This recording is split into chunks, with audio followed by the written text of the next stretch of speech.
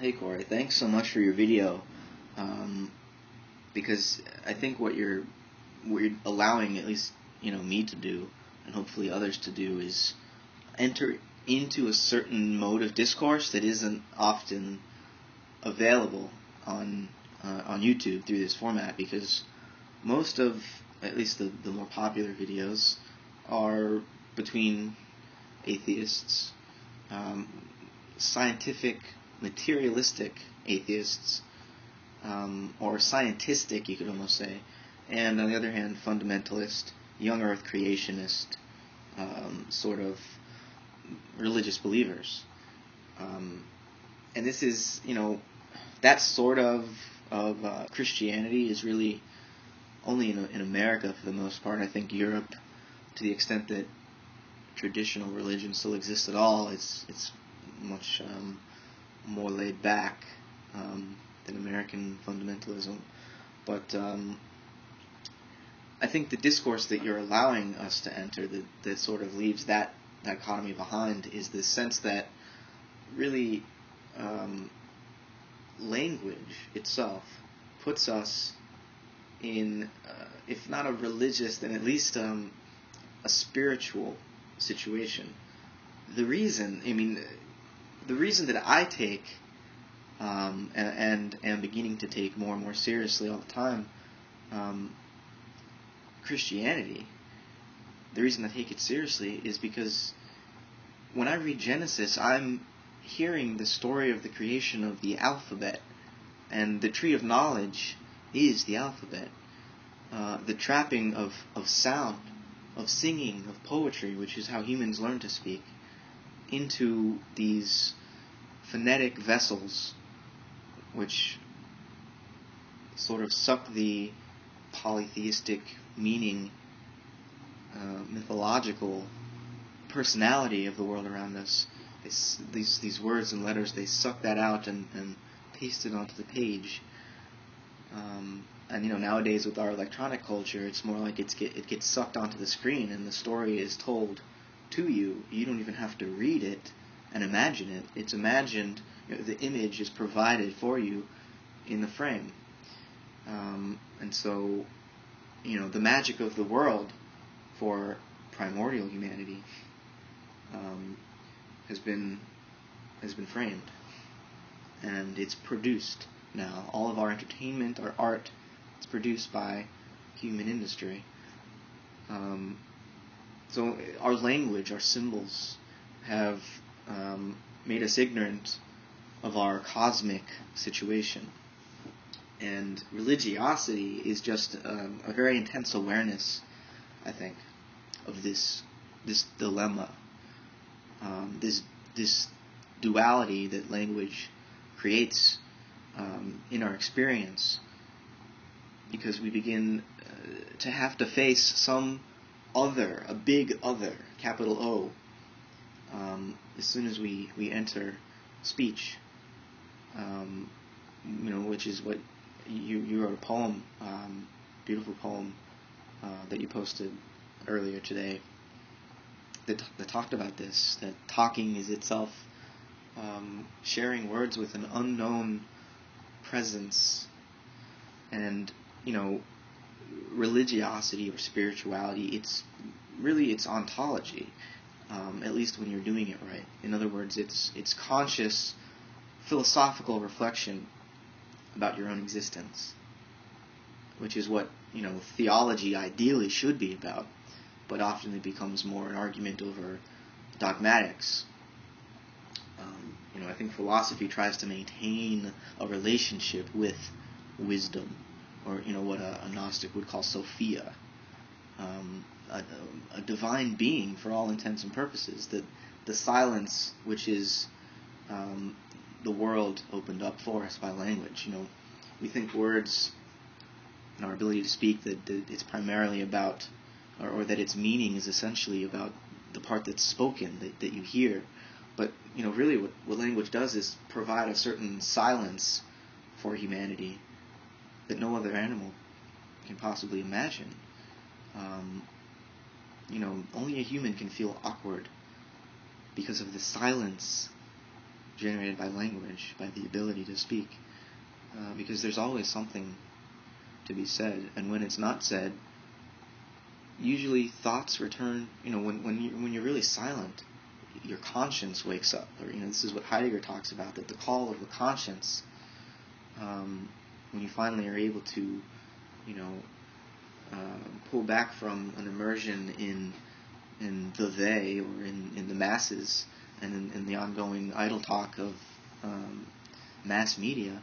As soon as you step back, you hear the silence, which is your conscience, and it calls you to a more authentic being, which is, you become an ontological, or ontologically aware at that point. And so the dialectic of, a philosophical life, or spiritual life, you could say, is opened up for you. And that's the sort of religiosity that I think we have to preserve, and which perhaps both fundamentalists and atheists, more materialistic and scientifically oriented atheists, I think they would all benefit from a more it's ultimately a philosophical attitude, in the sense that philosophy is loving wisdom, and wisdom is your own innermost conscience, which brings you back in touch again with the world as it is before creation. And again, as I said, Genesis, for me, the story of the Old Testament Bible, is about not the creation of the universe, but the creation of man, the creation of the world as human beings experience it with their language, with the ability to name.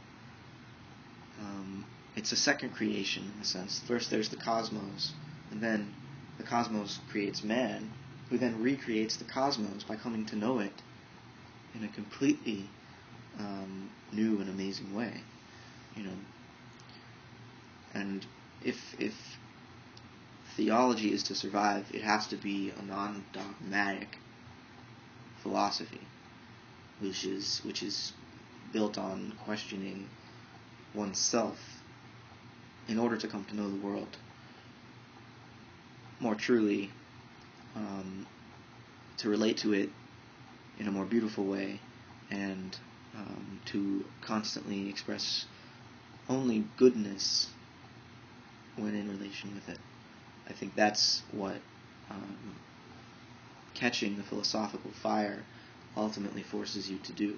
You sacrifice yourself for those ideals, and it's Platonic, obviously, but I think all of us are Platonists. Anyone who thinks seriously about their own existence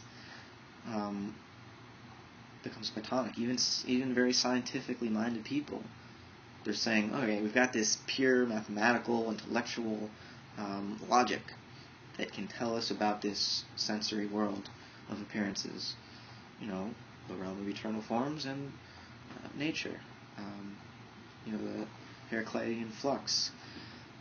So the materialist isn't, the scientist isn't escaping a sort of Platonic, at least apparent dualism. That's just the human situation. And being aware of this dualism is, it's the wound which creates us. That's eating from the tree of knowledge of good and evil, which is not a tree at all. It's a cross. Culture kills the organism in us, creating this idealistic world that we then live in, behind city walls, no longer under the lights in the sky, but having harnessed electricity. It doesn't get much more Promethean than that. So, and this is why, again, Christianity, I think, is significant. It's easy to be a Buddhist, because, it's just sort of a pantheist naturalism, which I agree with. When I first started questioning, when I first adopted a philosophical attitude, Buddhism was like so easy. I was drawn, right to it. But then, after several years of this, I've come to see that's not enough. And what I see in the Christian mythos and the Christian symbolism is this idea that culture crucifies the body, which is, really the body of God. Because I've accepted Buddhism, right? Yeah, there is one, and it's basically God. You shouldn't really talk about it because you are it, so what are you pointing at, right? That's what Buddha's whole point was, in holding up a flower and waiting for the smile. But we've got to then move a step further, which is to say you die intentionally for the love of others. That's what Christ is to me. A lot of people, like Pat Condell, who you were responding to, will criticize the Old Testament God, Yahweh. And so would I. I think Carl Jung has written a beautiful book called Answer to Job, which is about precisely, if not the immorality of Job, at least the amorality of Job, the unconsciousness, the stupidity, not of Job, of Yahweh. And that what this meeting of Job and Yahweh and the devil did was require God to become human, because God saw that Job actually has faith, and in having faith, even while I'm torturing him, he becomes better than me. God then had to become human and die for his creation. And that, Christ isn't something to be worshipped. Christ is something to be imitated, recognizing that you're going to die. It's a given. We're all going to die. Facing up to that. And then responding with an outpouring of love for the world around you. And really, Buddhism, in its Mahayanist sort of incarnation or reincarnation, recognizes this as well in the sense of the Bodhisattva's vow. Yes, there's nirvana. Everything's one. You can just pass away into the flow of causality and not worry about a thing. But the Bodhisattva then vows to say, no, I know that's the truth, but I'm returning to samsara in order to rescue, to save all other sentient beings. So, this type of discourse, I think, is something that everyone can benefit from, I hope. Whether, you're scientifically minded or you're a fundamentalist religious believer. This is a way of speaking about your own ability to speak that sheds new light on your human experience and allows to arise in you a certain moral, I don't want to use the word duty. I think that's a little passé. It's not something you have to do as if you were forced from the outside. It arises within you as love, and so to do it is to experience bliss.